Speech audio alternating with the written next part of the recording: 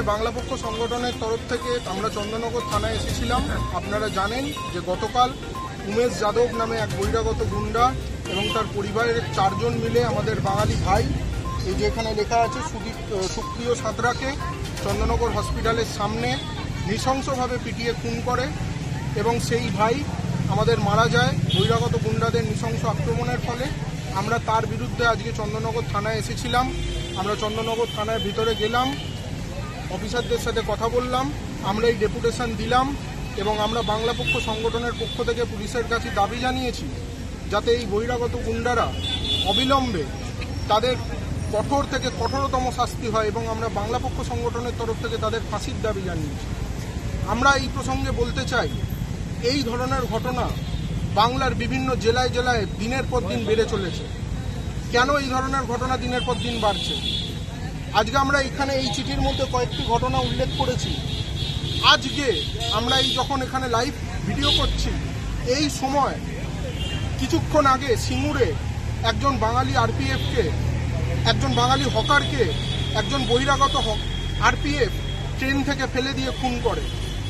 গত বছর চণ্ডীতলা থানা এলাকায় চণ্ডীতলার একজন সে শারীরিকভাবে ঠিক নয়, প্রতিবন্ধী, তার সামনে দোলের দিন তার ছেলেকে নৃশংসভাবে পিটিয়ে খুন করা হয়, পেটে বিয়ারের বোতল ঢুকিয়ে তাকে খুন করা হয়। আমরা তার বাড়িতে গেছিলাম। তার আগের বছর উত্তরপাড়ার মাখলায় কয়েকজন বহিরাগত মিলে রাত্রির বেলা মদের নেশায় বেপরোয়াভাবে বাইক চালিয়ে একজন বাঙালি বৃদ্ধ একজন বাঙালিকে খুন করে। তার আগে আমাদের রিসরার বারুজীবিতে কানাইপুর পুরসভার মধ্যে একই ধরনের একটি খুনের ঘটনা আমরা দেখেছিলাম।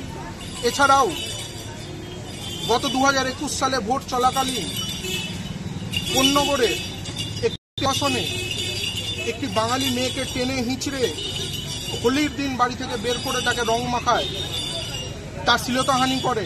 তার জন্য আমরা থানায় গেছিলাম, অভিযোগ জানিয়েছি। আমরা বলতে চাই যে এই ধরনের বাঙালির ওপর সারা বাংলা জুড়ে, বাংলার বাইরে তো আমি বাদ দিচ্ছি, অন্যান্য রাজ্যে তো বটেই, বাংলার মধ্যেও কিভাবে বহিরাগতরা দিনের পর দিন বাঙালিদের ওপর অত্যাচার চালাচ্ছে। আমরা পুলিশকে বললাম যে আপনারা এইসব বিষয়ে ব্যবস্থা নিন। এর আগে আমরা সোমনাথ সিংয়ের ঘটনা, আমাদের স্টেশনের ওখানের একটি ঘটনা, স্টেশনের এপার ওপার দুপারেরই ঘটনা আছে, আমরা বিভিন্ন ঘটনা বিভিন্ন সময় জানিয়েছিলাম।